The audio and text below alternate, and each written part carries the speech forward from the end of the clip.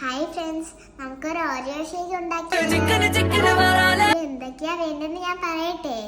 Oreo biscuit, പാല്, പഞ്ചസാര, vanilla ice cream. അപ്പൊ നമുക്ക് ഷേക്ക് ഉണ്ടാക്കാം. Come on.